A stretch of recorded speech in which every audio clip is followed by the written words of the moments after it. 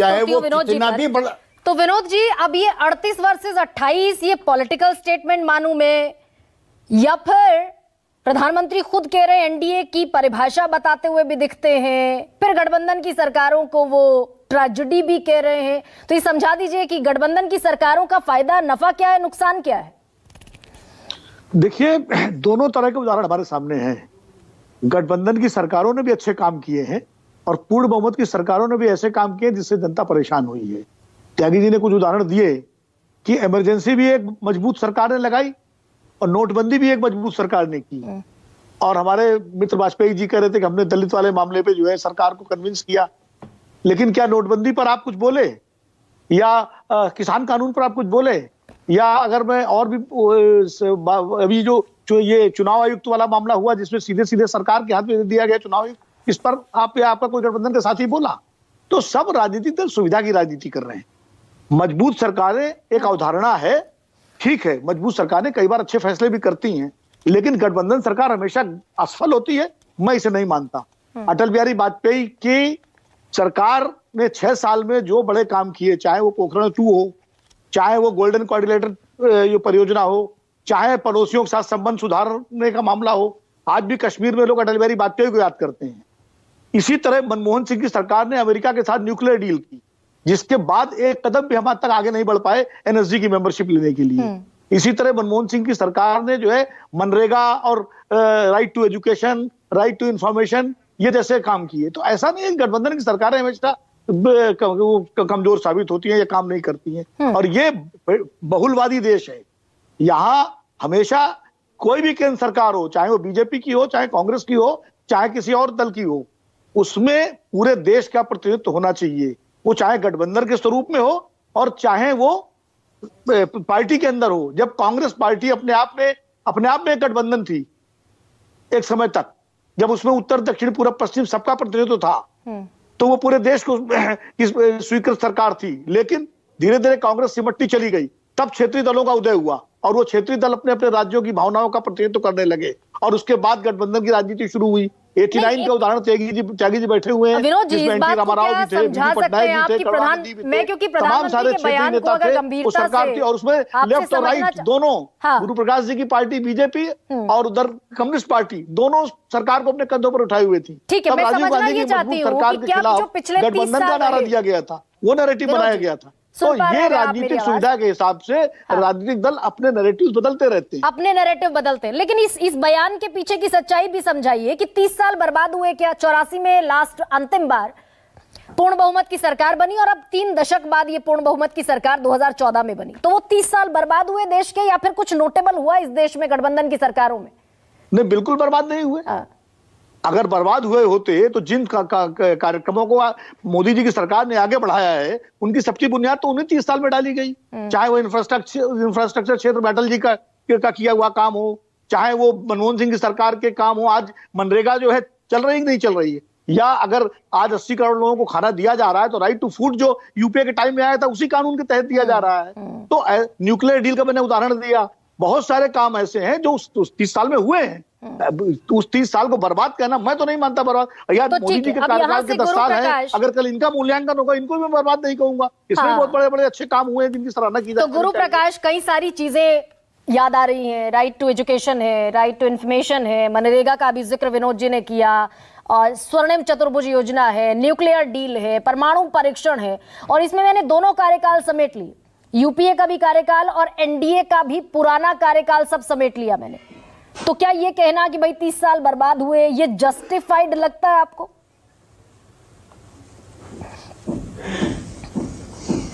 गरिमा, आपने मनरेगा का उदाहरण दिया। मनरेगा का कुल बजट का आवंटन आपको पता है यूपीए के समय कितना था? 9,500 करोड़, और मोदी जी के समय 35,000 करोड़ हुआ है। तो ये ऐसे सेलेक्टिवली कुछ डेटा को देखना बढ़िया योजना नहीं है। आदरणीय केसी त्यागी जी ने कुछ प्रमुख, अरे अब नहीं गरिमा जी, कोई भी योजना होती है वो कंसिस्टेंसी में चलती है। फॉरेन पॉलिसी उनकी खराब थी, हमारी अच्छी हो गई है, हमारे संबंध चीन से अच्छे थे अब खराब हो गए, ऐसे थोड़ी होता है। तो फिर मनरेगा को प्रधानमंत्री विफलताओं का स्मारक क्यों कह देते हैं? अभी नहीं तो उसके आगे जाकर के उसके कल्पना क्षमता भी तो होनी चाहिए ना। काल्पनिक क्षमता आपकी बिल्कुल नहीं है। आज भी आवश्यकता किसी और चीज की है। अब आज आवश्यकता आर्टिफिशियल इंटेलिजेंस की है, बात ब्रॉडबैंड की होने लगे। समय के साथ साथ परिवर्तन की आवश्यकता होती है गरिमा जी। अब थोड़ा मुझे बिना रोके टोके बोलने दीजिएगा तो बेहतर होगा। आदरणीय केसी त्यागी जी ने, और लगातार मुझे समझ में नहीं आता है कि 2023 की तुलना 1977 से क्यों की जाती है। ये बिल्कुल देशवासियों को, आपके दर्शकों को समझने की आवश्यकता है। ये समझना हमें चाहिए कि 2023 अलग है। 1975 में देश के इतिहास में, संविधान के इतिहास में एकमात्र बार, पहली बार आपातकाल लागू किया गया था। संविधान के इतिहास में काला अध्याय लगा था। और उसकी तुलना आज होती है जब लोकतांत्रिक तरीके से चुनी हुई सरकारें काम करती हैं। आप सरकार से सवाल खड़ा करते हैं, हम लोग यहां आते हैं, आलोचना सहते हैं, आपके सवालों का जवाब देते हैं। इमरजेंसी का दौर गरिमा जी हम सबको याद है, कितने लोगों की इनवॉलेंटरी नसबंदी कर दी गई थी। AIR पे क्या जाता था वो संजय गांधी तय करते थे। इस पुस्तक में दोबारा लिखा हुआ, मैं जाना नहीं चाहता हूं। इमरजेंसी का दौर वही है जब भजन लाल जी ने कहा था ये चुनाव उनाव का झंझट खत्म कर दो, इंदिरा गांधी जी को परमानेंटली देश का प्रधानमंत्री बना दो। अरे ऐसे होता है क्या? तो गुरु प्रकाश 77 में गठबंधन बनता है और इंदिरा गांधी सरकार को खदेड़ देता है। अब सवाल थोड़ा सा सुन लीजिए, बस 2 सेकंड का सवाल पूछ रही हूं।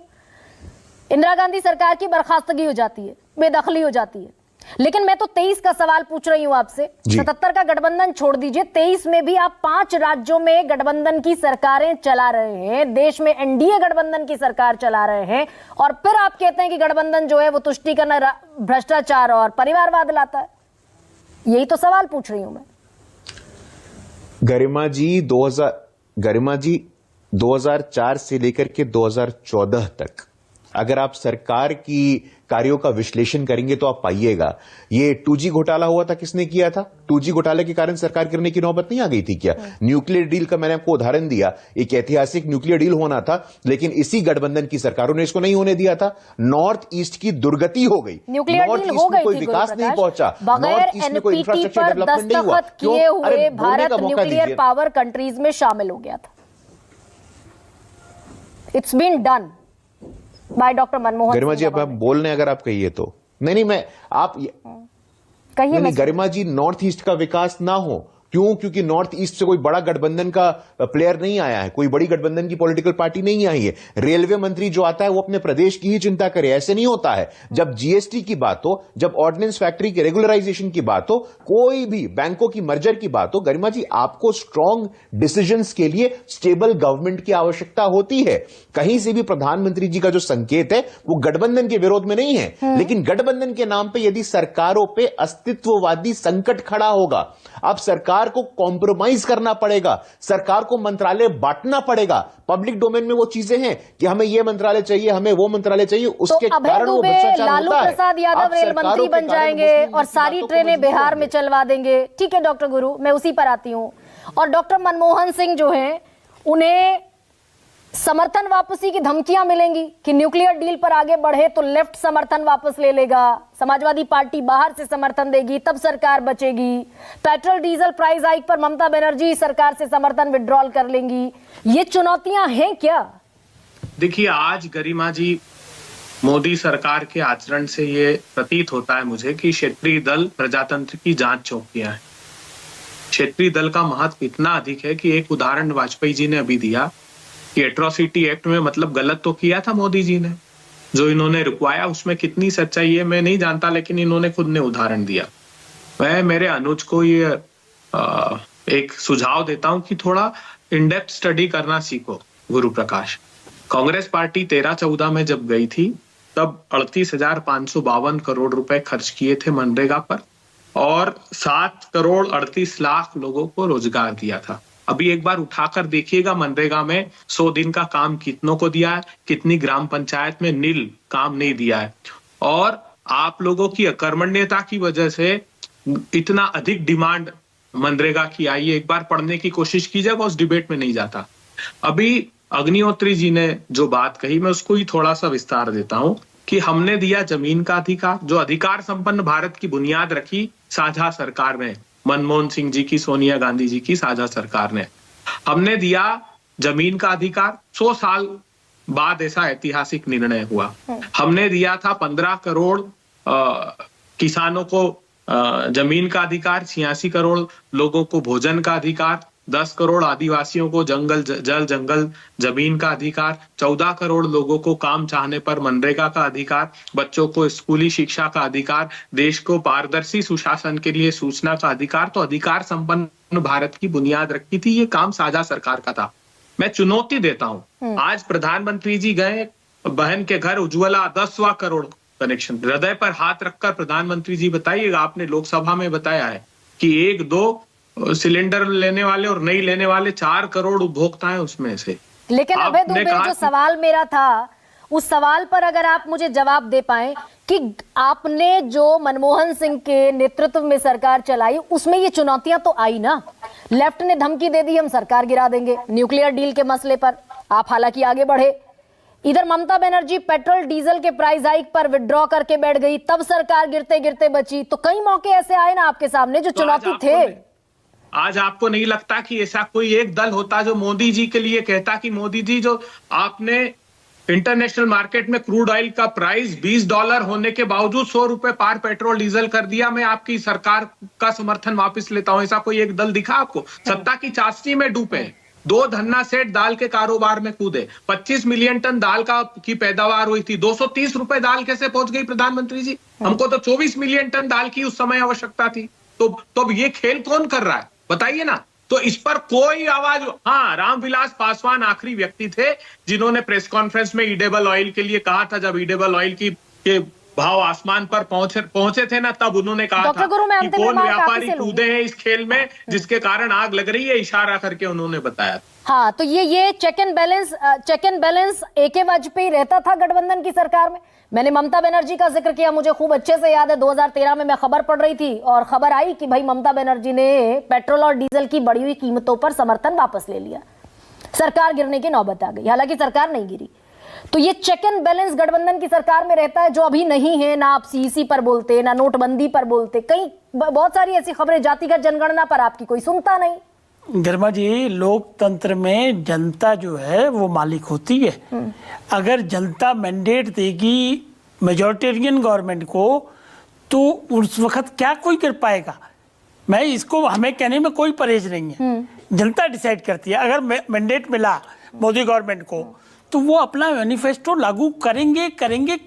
ठीक है, अच्छा, फिर एक सवाल का जवाब दीजिए, बस एक छोटे से सवाल का जवाब। फिर अगर मेजॉरिटी सरकार को दे दी जनता ने, तो 38 दलों को साथ लेने की जरूरत क्यों पड़ती है? हाँ, उसका जवाब है अलायंस। अगर आप अपने दोस्तों को साथ रखते हो, और अगर पॉलिटिकल पार्टियां, देखो recognise election commission of India ने किया हुआ सब पार्टी को, उसको, हर पार्टी को अपनी स्वतंत्रता है, कोई फोर्स करके तो अपने साथ नहीं रह सकता। ये हमारी वॉलंटरी एक्ट है कि हम इस अलायंस में काम करना चाहते हैं। तो वो एक अलग इशू है। देखिए, फिर मैं वही कह रहा हूँ कि मोदी जी के स्टेटमेंट को समझना पड़ेगा। उन्होंने ये क्या स्टेटमेंट की, नंबर 1। नंबर 2, अभी हमारे सम्मानीय मित्र विनोद जी ने कहा जी किसानों पे नहीं बोले, नोटबंदी पे नहीं बोले। मैंडेट किसका है? सवाल इस बात का, उनकी जो इकोनॉमिक पॉलिसी है, अगर उनकी इकोनॉमिक पॉलिसी है कि नोटबंदी हमने करनी है, तो करनी है। हम कैबिनेट में अगर बैठे हैं, तो फिर ये मानिए फिर AK वाजपेयी, पूरा करने दो। ये मानिए कि गठबंधन में आपका और आप जैसी जितनी भी पार्टियां हैं, 25 पार्टियां ऐसी जिनका एक भी सांसद नहीं, उनका कोई वजूद नहीं, ये मानिए। हमने तो पहले कहा कि गठबंधन में पार्टियों को कन्विंस करने की पावर है।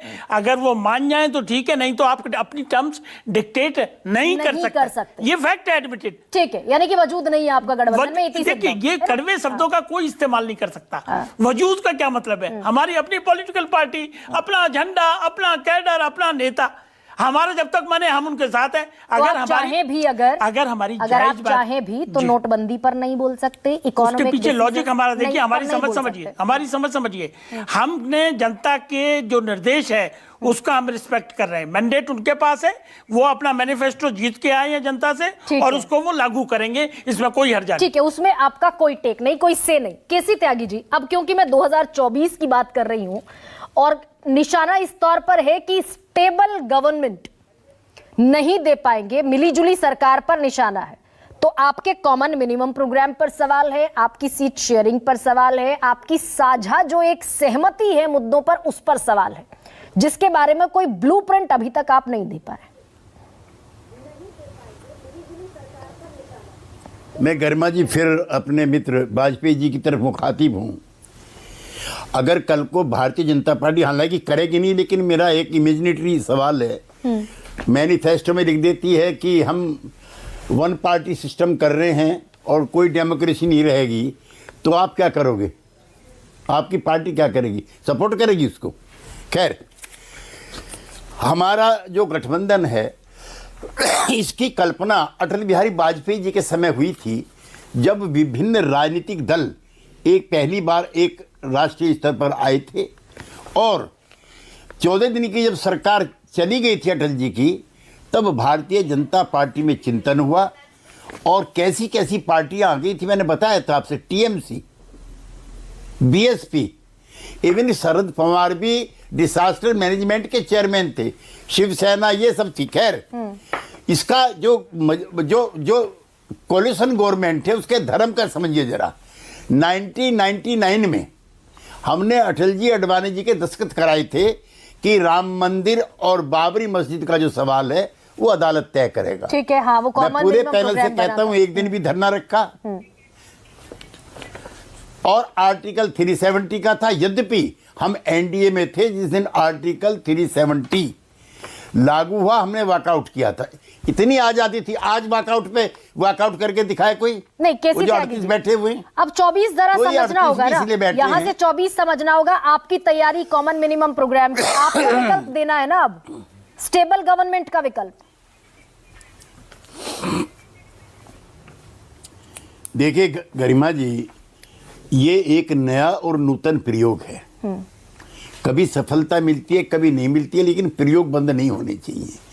अब जो हमने इंडिया गठबंधन बनाया है, मैं फिर इफ एंड बट के साथ कहना चाहता हूँ, हमारी मित्र पार्टी बैठी हुई है, 400 कुछ सीटें ऐसी है, मैंने उस दिन भी आपके चैनल पे कहा था 450। अगर वहाँ 1 अगेंस्ट 1 करने में हम कामयाब हो जाते हैं, अपने अंदर के कॉन्ट्राडिक्शंस जो है पब्लिक नहीं करते हैं, और जो जयराम रमेश ने कहा है कि दिमाग में रखो मुंह से मत बोलो, उस पर आचरण करते हैं, और जिस राज्य में जो बड़ा दल है वो थोड़ा सहिष्णु हो, लचीला हो, तो मैं कह रहा हूँ चुनाव मजेदार हो जाएगा। चुनाव मजेदार, और लेकिन इस मजेदार चुनाव में कॉमन मिनिमम। केसी त्यागी जी, लाइटर नोट पर इस मजेदार चुनाव में नीतीश कुमार इधर नजर आएंगे एनडीए में, या इंडिया में ही नजर आएंगे?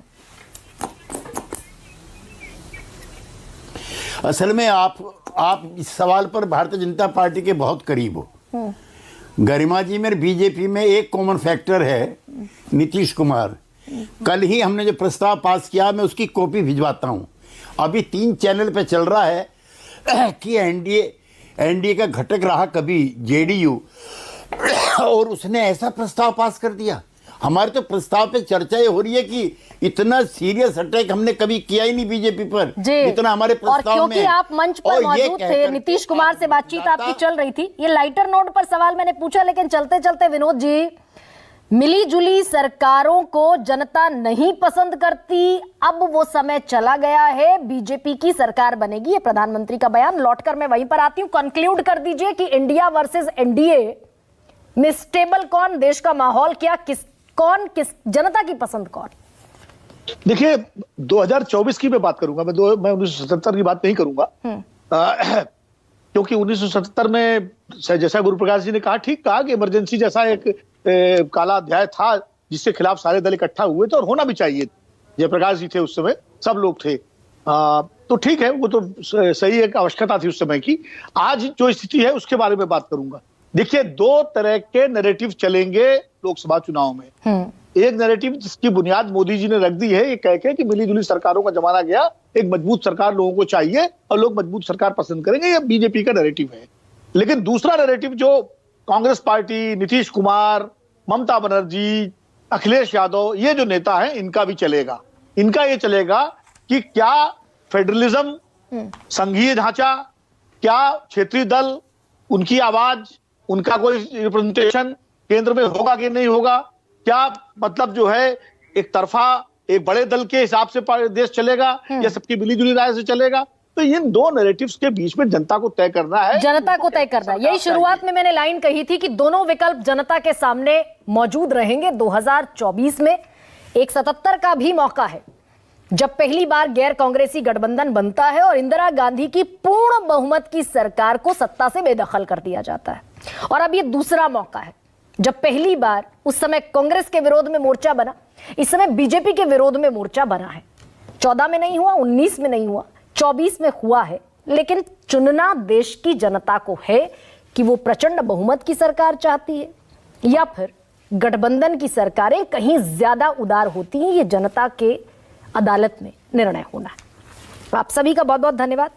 सबसे बड़ा सवाल में फिलहाल इतना है। इजाजत दीजिए।